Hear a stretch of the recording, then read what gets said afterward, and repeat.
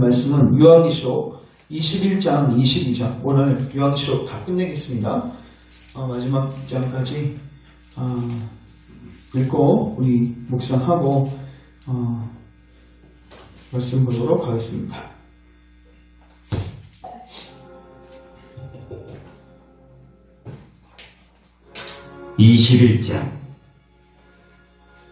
또 내가 새 하늘과 새 땅을 보니 처음 하늘과 처음 땅이 없어졌고 바다도 다시 있지 않더라. 또 내가 보매 거룩한 성 새 예루살렘이 하나님께로부터 하늘에서 내려오니 그 준비한 것이 신부가 남편을 위하여 상장한 것 같더라. 내가 들으니 보좌에서 큰 음성이 나서 이르되 보라, 하나님의 장막이 사람들과 함께 있음에 하나님이 그들과 함께 계시리니 그들은 하나님의 백성이 되고 하나님은 친히 그들과 함께 계셔서 모든 눈물을 그 눈에서 닦아주시니 다시는 사망이 없고 애통하는 것이나 곡하는 것이나 아픈 것이 다시 있지 아니하리니 처음 것들이 다 지나갔음이라. 보좌에 앉으신 이가 이르시되 보라, 내가 만물을 새롭게 하노라 하시고 또 이르시되 이 말은 신실하고 참되니 기록하라 하시고 또 내게 말씀하시되 이루었도다. 나는 알파와 오메가요 처음과 마지막이라. 내가 생명수 샘물을 목마른 자에게 값없이 주리니 이기는 자는 이것들을 상속으로 받으리라. 나는 그의 하나님이 되고 그는 내 아들이 되리라. 그러나 두려워하는 자들과 믿지 아니하는 자들과 흉악한 자들과 살인자들과 음행하는 자들과 점술가들과 우상 숭배자들과 거짓말하는 모든 자들은 불과 유황으로 타는 곳에 던져지리니 이것이 둘째 사망이라. 일곱 대접을 가지고 마지막 일곱 재앙을 담은 일곱 천사 중 하나가 나와서 내게 말하여 이르되 이리 오라. 내가 신부 곧 어린 양의 아내를 내게 보이리라 하고 성령으로 나를 데리고 크고 높은 산으로 올라가 하나님께로부터 하늘에서 내려오는 거룩한 성 예루살렘을 보이니 하나님의 영광이 있어 그 성의 빛이 지극히 귀한 보석 같고 벽옥과 수정같이 맑더라. 크고 높은 성곽이 있고 12문이 있는데 문에 12천사가 있고 그 문들 위에 이름을 썼으니 이스라엘 자손 12지파의 이름들이라.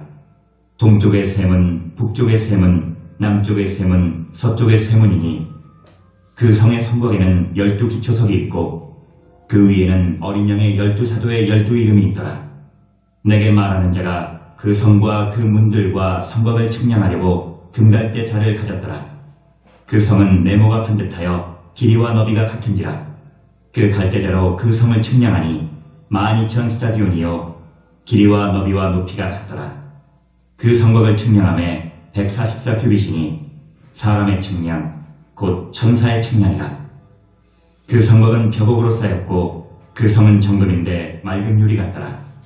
그 성의 성곽의 기초석은 각색 보석으로 꾸몄는데 첫째 기초석은 벽옥이요 둘째는 남보석이요 셋째는 옥수요 넷째는 녹보석이요 다섯째는 홍만호요 여섯째는 홍보석이요 일곱째는 황옥이요 여덟째는 노곡이요 아홉째는 다망옥이요 열째는 비취옥이요 열한째는 청옥이요 열둘째는 자수정이라.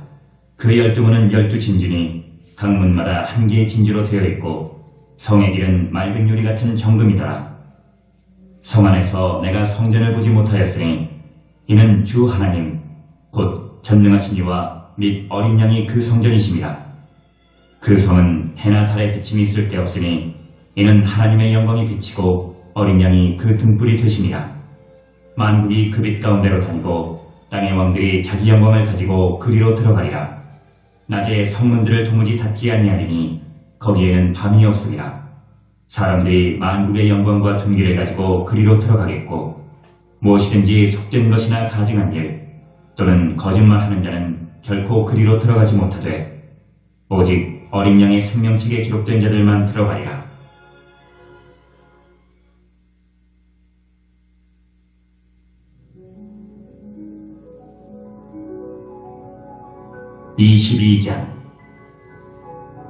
또 그가 수정같이 맑은 생명수의 강을 내게 보이니 하나님과 및 어린 양의 보좌로부터 나와서 길 가운데로 흐르더라. 강 좌우에 생명나무가 있어 12가지 열매를 맺되 날마다 그 열매를 맺고 그 나무 잎사귀들은 만국을 치료하기 위하여 있더라. 다시 저주가 없으며 하나님과 그 어린 양의 보좌가 그 가운데에 있으리니 그의 종들이 그를 섬기며 그의 얼굴을 볼 터이요 그의 이름도 그들의 이마에 있으리라. 다시 밤이 없겠고 등불과 햇빛이 쓸데없으니 이는 주 하나님이 그들에게 빛이심이라. 그들이 세세토록 왕노릇하리로다.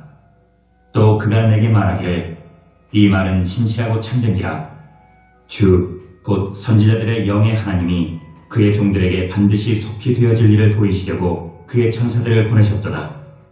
보라, 내가 속히 오리니 이 두루마리의 예언의 말씀을 지키는 자는 복이 있으리라 하더라.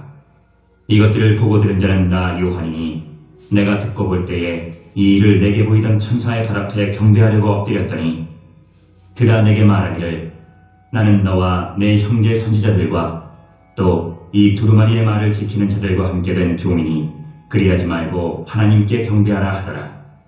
또 내게 말하되 이 두루마리의 예언의 말씀을 인봉하지 말라. 때가 가까우니라. 불의를 행하는 자는 그대로 불의를 행하고 더러운 자는 그대로 더럽고 의로운 자는 그대로 의를 행하고 거룩한 자는 그대로 거룩하게 하라. 보라, 내가 속히 오리니 내가 줄 상이 내게 있어 각 사람에게 그가 행한 대로 갚아주리라. 나는 알파와 오메가요 처음과 마지막이요 시작과 마침이라. 자기 두루마기를 빠는 자들은 복이 있으니 이는 그들이 생명나무에 나아가며 문들을 통하여 성에 들어갈 권세를 받으려 함이로다. 개들과 점술가들과 음행하는 자들과 살인자들과 우상 숭배자들과 및 거짓말을 좋아하며 지어내는 자는 다 성 밖에 있으리라. 나 예수는 교회들을 위하여 내 사자를 보내어 이것들을 너희에게 증언하게 하였노라. 나는 다윗의 뿌리요 자손이니 곧 광명한 새벽별이라 하시더라.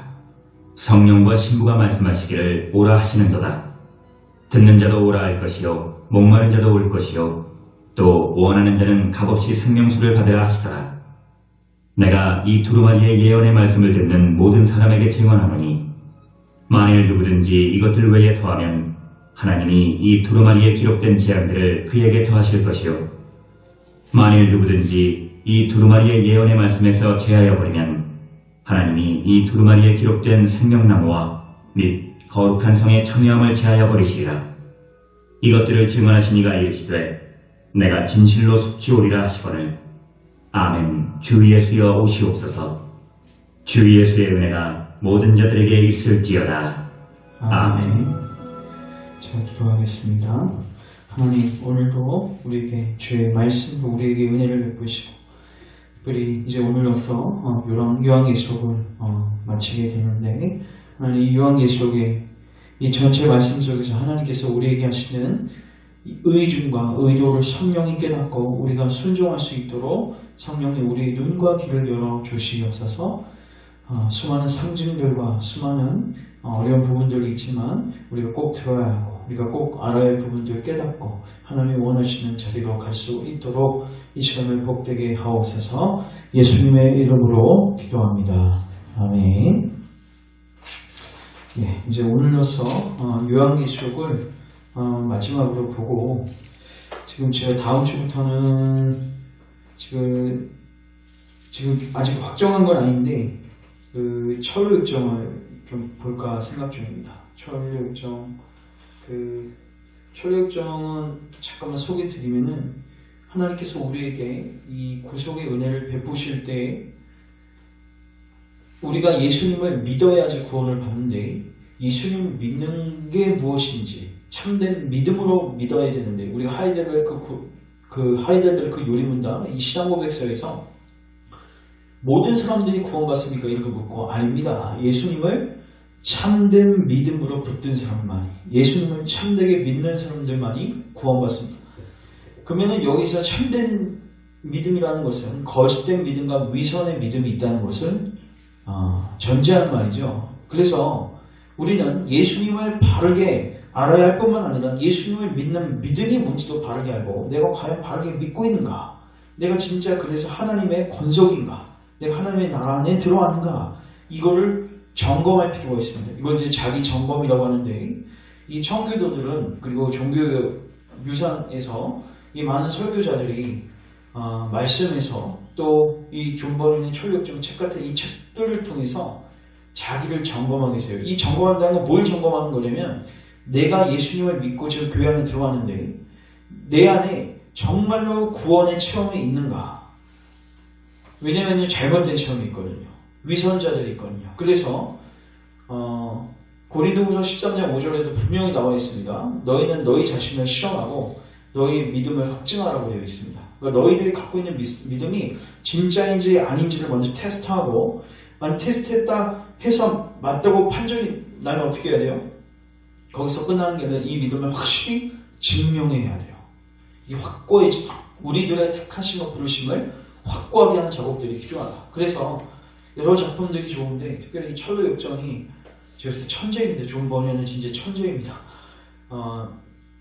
너무 잘 만들었어요. 그래서 그 부분들을 좀 살피면서 우리 개개인들을 좀 살폈으면 좋겠고 아마 이걸 살피시면요 한편으로는 두렵고 한편으로는 굉장히 하나님의 은혜가 사모되어질 겁니다. 왜요? 우리의 심령에 이게 지금 메말라 있는 거를 선명하게 보게 되거든요. 그러니까 쉽게 말해서 잘 갖다 대는 거죠. 우리가 왜 기도 안 하는가? 우리가 아직 채워 있다고 생각합니다. 우리가 바짝 메말라 있고 우리가 지금 얼마나 은혜가 필요한지를 봐야 됩니다. 우리를 보게 되면 가족들하고 주변에 있는 사람들의 영적 상태는 동일하게 보이게 됩니다. 그러면 우리는 기도를 하지 말라고 해도 안 할 수가 없는 거예요. 그래서 이 자기점검 차원에서 이 철로 역정을 좀 보려고 하니까 기도하시면서 준비하셨으면 좋겠고 그리고 이제 오늘서 요한계시록이 정리가 되는데 요한계시록은 한 장 한 장 그리고 한 절 한 절도 굉장히 중요하지만 요한계시록은요 메시지 전체를 보는 게 굉장히 중요합니다. 특별히 다른 성경에 비해서 이 요한계시록은 전체를 보는 게 굉장히 중요해요. 왜냐하면 제가 오늘 설교를 2장 잡는 이유가 있습니다. 이건 한 절 한 절 설교할 수도 있지만 그리고 아주 부분적으로 나눠서 할 수 있지만은 사실 이 요한계시록의 메시지는요 큰 덩어리로 봐야지 하나님이 말씀하시는 진리와 본의가 선명하게 비춰야 돼요. 우리가 새롭게 될 때는 이제 마태복음이나 이런 부분들을 이제 한 장 한 장 보는데 거기서 이제 메시지와 교리와 이런 것들을 뽑아낼 수 있는데 요한계시록은 한 장 갖고 쉽게 말해서 어떤 사상을 뽑아내기가 어려워요. 그러니까 전체를 봐야지 하나님이 우리에게 하시고자 하는 메시지가 굉장히 클리어하게 드러나요. 특별히 요한계시록은 상징어가 많습니다. 그래서 한 절 한 절, 한 장 한 장에 우리가 이렇게 초점을 두고 말씀을 보다 보면 때로는 방향을 잃을 수가 있어요. 그래서 우리가 해석이 안 되는 부분이 있으면 그거는 안 되고 넘어가는 사람 없습니다. 사실 이거는 주석자들도 해석이 분분한 부분들도 있고 그러니까 이거를 어떤 부분에 있어서는 우리가 성경 전체를 보고서 문맥적으로 거의 90% 이상 확신 있게 이 교리를 얘기할 수 있지만 어떤 부분들은 사실 두리뭉실하게 남는 부분들이 사실 요한계시록에 있습니다. 그럼에도 불구하고 요한계시록 전체를 통해서 하시는 하나님의 메시지는 아주 클리어합니다. 헷갈리지 않습니다. 두리뭉실하지 않습니다. 그래서 오늘은 21장, 22장도 잠깐 살피고 그 다음에 요한계시록 전체에서 하나님께서 우리에게 주시는 이 메시지가 무엇인지를 정리하면서 이제 이 말씀을 붙들고 우리가 순종하고 그 다음에 이 말씀을 붙들고 기도하는 시간들을 가졌으면 좋겠습니다. 먼저 요한계시록 전체에서 하나님께서 먼저 이렇게 시작하고 이렇게 마치십니다. 1장 잠깐 가보시면 1장 3절 자 우리 1장 3절 같이 한번 읽습니다. 시작. 이 예언의 말씀을 읽는 자와 듣는 자와 그 가운데 기록한 것을 지키는 자는 복이 있나니 때가 가까우이니라. 이렇게 시작했죠. 그러니까 이 말씀을 뭐해라? 읽어라, 들어라, 지켜라. 맞죠? 읽고 듣고 지켜라. 자 22장 가보십시오. 이제 마지막에 22장 18절 잠깐 가보시면 잠시만요.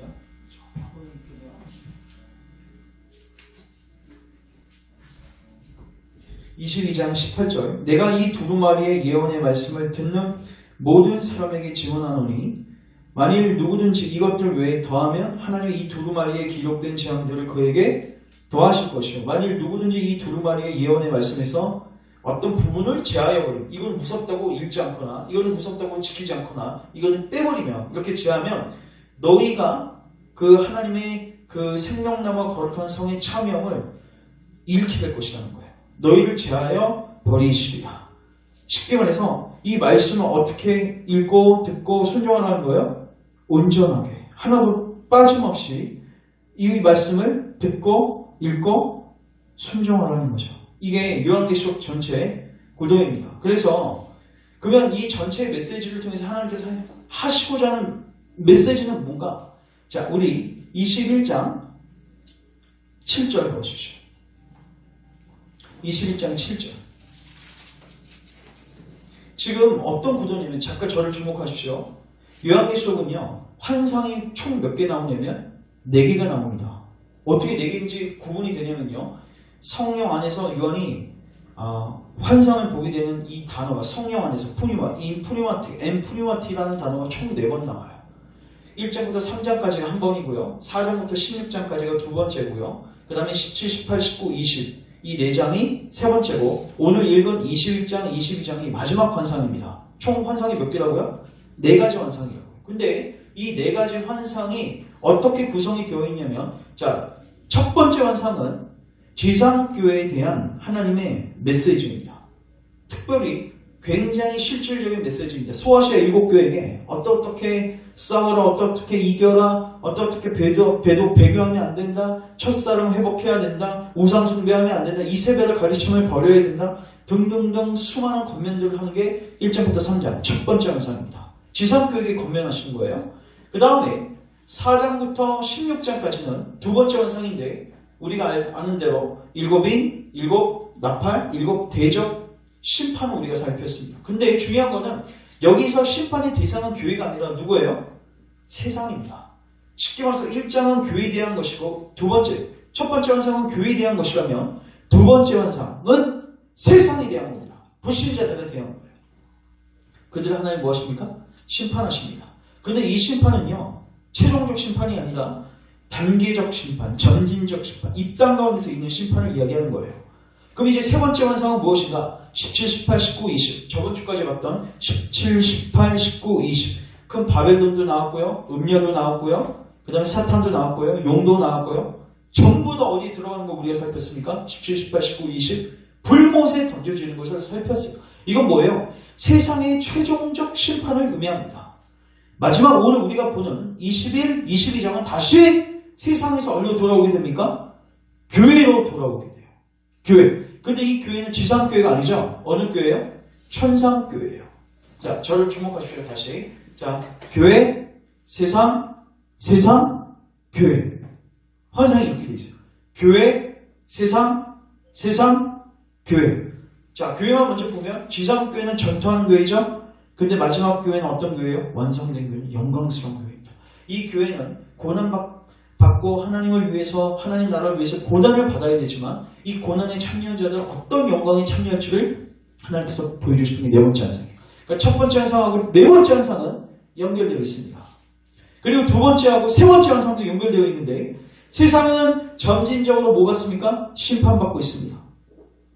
그러다가 17, 18, 19, 20 마지막 세 번째 환상에서 세상은 완벽하게 최종적으로 불못에 들어가는 것으로 역사는 종결될 것입니다. 이게 전체의 그림이에요. 쉽게 말해서 따라하겠습니다. 세상은 망하고 교회는 완성된다.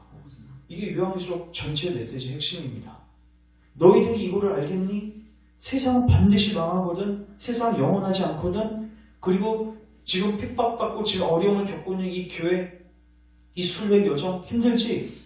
근데 이 교회가 어떻게 완성되고 하나님께서 어떤 직업으로 인도하실지 너희는 똑똑히 봐. 오늘 잠깐 보시면 이런 말을 주님 계속하세요. 21장 5절 잠깐 보십시오. 보좌 앉으신 이가 이런치되 보라 내가 만물을 새롭게 하노라 하시니 또 이러시되 같이 읽습니다. 시작. 이 말은 신실하고 참되니 기록하라 하시고 따라하겠습니다. 이 말은 신실하고 참되니 기록하라. 이 말은 뭐예요? 반드시 이루어진다. 왜 기록하라고 하셨을까요? 아예 그냥 혹시 내가 거짓말하면 니네가 이 문서 내밀고 주님 우리에게 약속하시지 않았습니까? 따지라는 거죠. 그만큼 주님이 뭐 하는 거예요? 확신 있게 말씀하신 겁니다. 한 번이 아니에요. 22장 넣으십시오.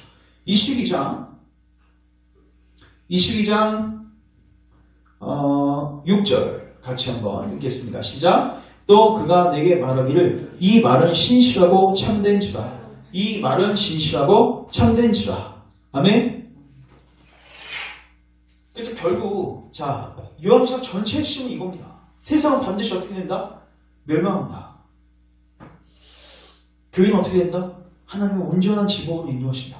따라서 너희는 이 말씀을, 이 두루마리 예언의 말씀을 뭐하라? 지켜라. 22장 7절 같이 한번 읽겠습니다. 시작. 보라 내가 속히 오리니 이 두루마리의 예언의 말씀을 지키는 자는 복이 있으리라 하더라. 아멘. 결국 요한계시록 우리에게 하고 싶은 말은 메시지 핵심은요. 종말론적인 세계관을 가지고 너희들 이 땅 가운데서 순례의 여정을 제대로 살라는 것입니다. 특별히 이걸 어떤 단어로 표현했냐면 이겨라. 이겨라. 왜? 우리는 영적 전투에 처했기 때문입니다. 우리 그리스도인들에게는 세 가지 원수가 있습니다. 먼저 첫 번째 원수는 사단입니다. 맞죠? 이미 요한계시록에서 이게 분명하게 나와 있습니다. 두 번째 원수는 세상입니다. 일명 세상 풍조, 성경에 나와 있는 세상 풍조라는 단어. 예를 들어서 여러분 주변에 여러분들의 동료나 친구들, 특별히 불신자들, 심지어 교회 안에서도 여러분들이 보고 있는 수많은 사람들의 사는 모습들, 그들이 사는 가치관들, 그들이 사는 사상들을 잘 관찰해 보십시오. 만약에 그 사상과 그 가치관과 그 행동 거짓 속에 하나님이 없다면, 즉 경건이 없다면 그것은 사탄적인 것이고 그것은 멸망당할 것이라는 겁니다. 그래서 하나님께서는 우리에게 이 세상 풍조를 따르지 말라라고 주님께서 명령하시는 거죠. 그리고 세 번째 원수가 어디인가? 중요한 건 그 원수가 우리 안에 있어요. 우리가 육신이라고 하는, 그래서 육체의 정욕, 안목의 정욕, 이생의 자랑, 우리 적이 밖에 있으면 우리가 칼 들고 싸우면 되겠는데 우리 적이 안에 있으니까 이게 쉽지가 않은 거예요. 그런데 주님께서 이 내면에 있는 육신의 이 부분도 주님께서 마지막에 어떻게 해주세요? 완전 끝장내주세요. 그리고 사탄도 얼른 쳐넣으세요. 불못으로 던져넣으세요. 그리고 세상, 우리가 17절부터 봤던 큰 음녀 발벨론 어떻게 됩니까? 불못에 던져집니다. 그리고 그 배후에 있었던 사탄도 던져집니다. 그리고 우리 안에 있었던 이 적도 어떻게 됩니까? 던져집니다. 그거 어떻게 할 수 있죠? 21장, 22장 보면요. 우리 구원의 완성을 보여줘요. 자, 우리 21장 1절, 2절 같이 한번 읽겠습니다. 시작. 또 내가 새 하늘과 새 땅을 보니 처음 하늘과 처음 땅이 없어졌고 바다도 다시 있지 않더라. 또 내가 봄에 거룩한 성 새 예루살렘이 하나님께로부터 하늘에서 내려오니 그 준비한 것이 신부가 남편을 위하여 단장한 것 같더라. 신부가 남편을 위하여 단장한 것 같더라. 쉽게 말해서 지금 혼인잔치 하기 일보 직전. 여러분, 신부가 언제 가장 아름답습니까? 결혼식 하기 바로 전이겠죠?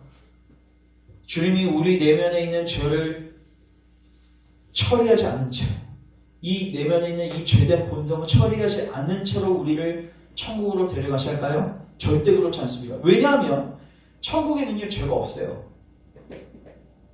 그래서 주님은 완벽한 신부로 우리를 뭐 하십니까? 완성시키시고 만드신다는 거예요. 그래서 이런 요한계시록이 보여주는 건 뭐냐면요, 너희들이 예수님을 믿으면 반드시 이 땅 가운데서 힘들지만 싸워야 된다. 너희들의 삼중적 적들이 있다. 사탄이 있다. 세상이 있다. 그리고 네 안에 있는 육신의 정욕이 있다. 죄악된 본성이 있다. 근데 중요한 건 이 세 가지를 주님이 다 뭐 하실 것이다? 완벽하게 제거하시고 너희를 진정한 자유의 길로, 너희들을 완벽한 길로 인도할 것이다. 따라서 너희는 이 땅 가운데서 싸우다가 지치지 말고, 싸우다가 타협하지 말고, 우리 왜 싸우냐, 힘들어 죽겠다, 그냥 너하고 화해하겠다. 내 육신의 본성하고 화해를 하고, 그래서 내 육신의 정욕대로 살고, 세상하고 싸워 부딪히면 힘들잖아요. 그러니까 어떻게 해요? 세상 사람들이 사는 방식대로 똑같이 사는 거예요. 연하가 왜 힘들죠? 연하는 역행하죠. 알을 낳기 위해서 물을 역행해서 갑니다. 그리스도인들은 역행하는 존재예요. 힘들지 않다는 것은 뭔가가 문제가 있는 거예요, 사실. 역행해서 가니까 힘든 거예요. 그러니까 많은 그리스도인들이 어떻게 해요? 세상과 손붙잡는 거예요. 그리고 세상과 타협하는 거예요.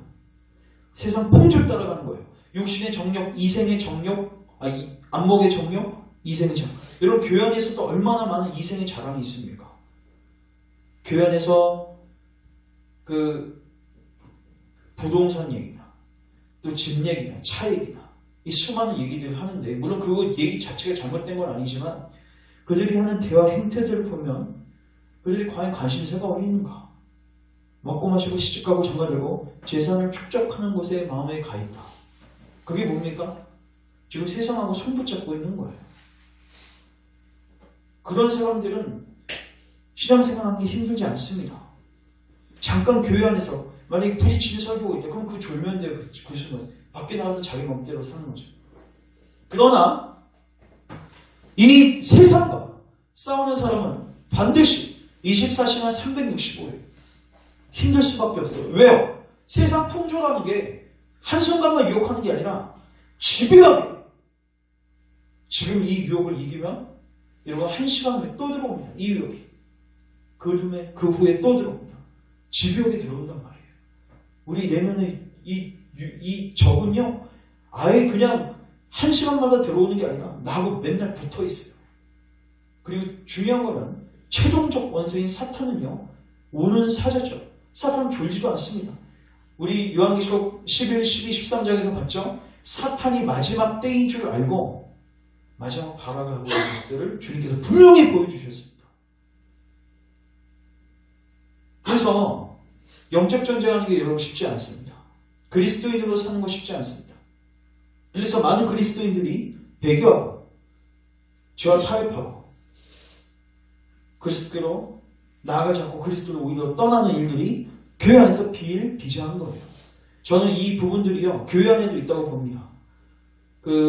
최근에 교회가 WCC나 이런 종교다원주의에 가입하는 이유들, 그리고 교회가 복음을 따르지 않고 여러분 기회가 되시면 제가 나중에 교회사 속에서 이 교회가 타락하는 모습들, 근데요, 교회가 타락하는 거 잘 보시면요, 세상에 있는 가치관과 세상에 있는 사상, 일명 철학이죠. 이것들을 교회 안에 갖고 들어와요. 특별히 누가 갖고 들어오냐면 목회자가 갖고 들어옵니다. 그러니까 목회가 굉장히 중요한 이유가 이 파이프예요. 그러니까 파이프가 녹슬면 세부적인 그 호수에서 나오는 모든 물들은 당연히 녹이 묻어나올 수밖에 없습니다. 목회자가 말씀을 증거할 때 세상에 있는 가치관을 갖고 들어와서 세상에 있는 철학과 이 사상들을 갖고 들어와서 말씀을 전해요. 본문은 말씀을 써요. 뭐 대표적으로 기복주의적인 거. 예수님 믿으면 잘 먹고 잘 살 수 있다. 예수님 믿으면 병 고침 받는다. 자아추구죠. 이게 뭡니까? 육체 정욕이죠. 왜 그걸 죄라고 지적하지 않을까요? 굉장히 미묘하게 그게 구약 성경에서 이삭의 축복과 이런 것들과 연결시키면서 이게 성경적인 거라고 가르치는 이런 목사입니다. 그러니까 교회가 그렇게 세상적인 것들을 갖고 들어오니까 성도들은 전부 다 세상하고 싸우는 게 아니라 세상을 따라가고 있는 거예요. 그런 사람들은 사실 이기라는 겉면이 뭔지도 모릅니다. 왜요? 싸우고 있지 않은데 무슨 이기라는 말이 뭔지 감흥이 없는 거예요. 근데 기억하십시오. 여러분, 그리스도인들은요, 반드시 싸우는 존재여야 됩니다. 그러니까 우리는 먼저 싸우기 위해서 먼저 뭐 해야 돼요? 적을 분명히 알아야 돼요. 내가 싸워야 대상이 누구인지를 분명히 알아야 돼요. 그 다음에 싸울 땐 피 트기까지, 그러니까 죄와 싸우되 피 흘리기까지 죽을동 싸워야 되는 거예요. 그리고 싸우다 보면요, 내 힘으로 싸울 수 없는 걸 알게 됩니다. 아주 쉽게 파악하게 됩니다. 그래서 우리의 심령이 겸손해지고 하나님의 은혜를 붙잡게 되고 그리스도의 은혜를 붙잡게 되고 성령님의 은혜를 붙잡는 그런 경건의 삶으로 또 나아갈 수 있는 교두보가 되는 게 또 영적 전쟁이란 말이에요. 그래서 저는 지금 이 세대 가운데 또 우리 교회도 마찬가지지만 한 영혼이 정말 지금 요한계시록 전체 메시지의 핵심은 이거예요. 싸워 이겨라. 그러면은 이 예언의 말씀대로 기록된 대로 이 21장 22장 이 놀라운 영광이 너희들을 뭐 해줄게? 동참시켜줄게. 근데 반드시 싸워서 뭐 해야 돼요? 이겨야 돼요. 만약에 싸워서 이기지 않는 자들은 어떻게 됩니까? 어떻게 됩니까? 여기 잠깐 보시면 7절 보시면 이기는 자는 이것들을 상속으로 받으리라. 나는 그의 하나님이 되고 그는 내 아들이 되리라. 그러나 두려워하는 자들과 믿지 아니하는 자들과 흉악한 자들과 살인자들과 음행하는 자들과 전술가들과 우상 숭배하는 자들과 거짓말하는 자들과 이런 모든 자들은 불과 유황으로 타는 못에 던져지리니 이것은 둘째 사망이니라. 아멘. 27절도 보십시오. 21장 27절 26절부터 보십시오. 사람들이 만국의 영광과 존귀를 가지고 그리로 들어갈 것입니다. 그러나 무엇이든지 속된 것이 가증한 일 또는 거짓말하는 자는 결코 그리로 들어가지 못하되 오직 어린 양의 생명책에 기록된 자들만 들어가리라. 아멘. 자, 저를 주목하십시오. 결국 요한계시록은 이겁니다. 신자와 불신자. 여기서 말하는 신자는 교회에 그냥 나와 있는 그냥 축종의 신자를 의미하는 게 아닙니다. 진실로 거듭나서 진실로 그리스도를 따르고 진실로 영적 전투를 감당하고 진실로 죄와 싸우고 진실로 세상의 역행에서 살고 진실로 사단과 대항해서 싸우는 하나님의 나라와 의를 위해서 달려가는 사람을 의미합니다.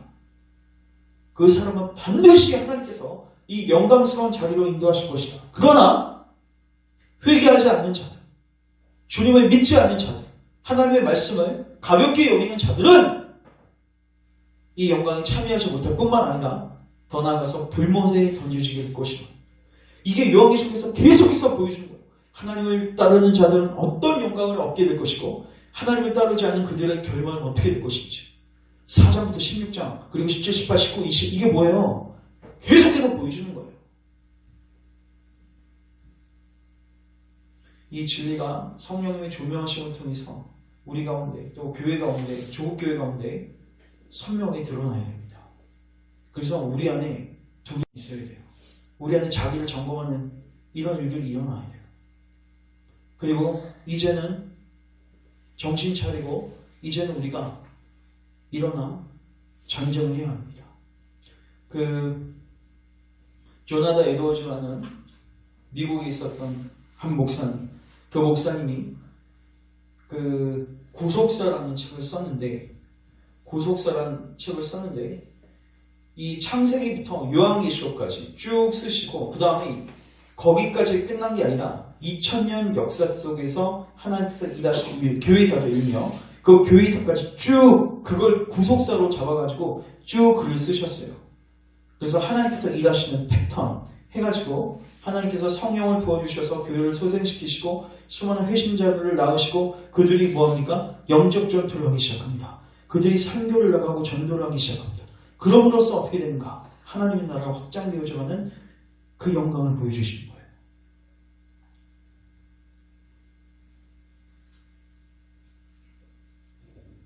그래서 저는 여러분들이 이걸 놓고 기도했으면 좋겠습니다. 하나님 우리의 눈과 귀를 여셔서 정말로 이 주님이 얼마나 우리가 믿지 않을 걸 아시길래 이 말은 신실하고 진실하니 기록하라. 이 말은 신실하고 진실하니 기록하라. 여러분 지금 우리도 이거 지금 읽었잖아요. 여러분 마음에 감흥이 오십니까? 얼마나 이 메시지가 여러분에게 적실성 있게 실제적으로 터치가 되어지십니까? 이렇게 기도하셔야 돼요. 주님, 우리의 눈과 귀를 여셔서 사도 요한이 이 메시지를 실체를 본 것처럼 우리도 보게 하셔서 이제 우리도 전쟁하게 하셔서 우리도 싸우게 하셔서 우리 교회가 싸우게 하시고 우리가 이 전쟁에서 승리하여 이 생명의 멸류관을 얻을 수 있도록 주님 우리를 영적 잠자던 그 자리에서 깨어나 우리를 일어나게 하소서. 특별히 이를 위해서 여러분 목회자들을 놓고 기도하십시오. 우리 저를 놓고도 기도해 주시고 이런 성리시는 교회 목회자 또 조국교회 목회자들을 놓고 기도하셔야 되는 게 지금 제가 봤을 때 교회 안에서 제일 급선무가 뭐냐면요. 적 파악이 안 됩니다. 여러분 싸우려면요, 첫 번째 원칙이 적을 파악하는 거고 두 번째 열심히 싸우는 거예요. 근데 지금은요, 적 파악이 아예 안 되고 있어요. 그 안에 작동산이 사상과 잘못된 가르침들이 다 들어와서 어떠한 거하고 싸워야 할지가 분리가 안 돼 있어요. 그래서 영적 분별력이 굉장히 필요한 시대입니다. 그래서 목사님들이 우리 말씀을 증거하실 때 분명한 영적 분별력을 가지고 세상과 육신과 사탄의 이 음모와 이 우리를 공격하는 이 음모를 선명하게 드러내고 난도질하고 그리고 공격할 수 있는 그런 말씀이 선포될 수 있도록, 그리고 성도들은 이 말씀을 받고 이제는 소아시아 7교회에게 건면했던 그 메시지를 자기의 말씀으로 수납하고 순종하고 지키는 자들이 될 수 있도록, 그러므로 이 영광스러운 복된 자리에 들어갈 수 있도록 여러분 우리가 기도해야 합니다. 기회가 되시면 또 집에 가셔서 21장, 22장을 곰곰이 묵상해 보십시오. 하나님 우리에게 주시고자 하는 이 복이 너무나도 영광스럽습니다. 그리고 더 나아가서 이 언어를 우리가 다 이해할 수도 없습니다. 이 언어가 하나님의 이 영광스러움을 드러내기에 우리가 이해하기에 한계가 있을 수 있어요. 그럼에도 불구하고 성신의 조명하심을 통해서 부분적이나마 우리가 이 영광을 보게 된다면 우리는 이 세상에 대한 사랑을 내려놓을 수가 있게 될 것이고, 그 수많은 어려운 영적 전쟁들을 저는 우리가 가감하게 그리고 믿음으로 감당할 수 있을 거라고 확신이 되어집니다. 그래서 여러분들이 각자의 처소에서 이제는 이 영적 전쟁을 놓고 힘쓰시고 또 기도하시고 우리 모두 정말 이 하나님께서 주시는 이 영광스러운 자리에 우리가 다 들어갔으면 좋겠습니다. 제가 기도하고 우리 연합해서 기도하는 시간이었습니다. 하나님, 세대가 악하고 때가 악합니다. 참으로 많은 교회가 잠자고 있고 목회자들이 잠자고 있고 성도들이 잠자고 있습니다. 주님 불쌍히 여겨주시고 긍휼히 여겨주시고 이제 우리를 깨워주시옵소서. 특별히 사도 요한이 이 요한계시록의 말씀을 환상으로 보고 기록했던 그 감격, 그 감동들이 우리 안에도 고스란히 전해지고 느껴지기를 원합니다. 우리에게 주의 성령 하나님을 충만하게 부어주셔서 이 말씀이 느껴지게 하시고 이 말씀이 깨달아지게 하시고 이 말씀이 실제가 되게 하시고 그러므로서 이제 우리가 일어나 싸우게 하옵소서. 이겨라. 이기는 자는 그것들을 상속으로 받으리라. 나는 그의 하나님이 되고 그는 내 아들이 되리라. 이는 신실하고 참되니 기록하라. 주님 말씀하셨습니다. 이제 주님께서 신실히 당부하셨던 그 약속들 우리 마음에 새기고 세상과 싸우고 사탄과 싸우고 우리 육신과 싸우는 우리 삶이 되게 하옵소서. 그리고 이제 교회가 하나님 세상과 분리되고 사탄과 분리되고 죄와 분리되어져서 거룩함을 유지하게 하시고 경건의 능력이 회복되어지게 하시고 그러므로서 정말 하나님의 나라 사역을 온전히 감당하는 능력 있는 교회가 될 수 있도록 주님께서 교회를 정화시키시고 새롭게 하여 주시옵소서. 예수님의 이름으로 기도합니다. 아멘.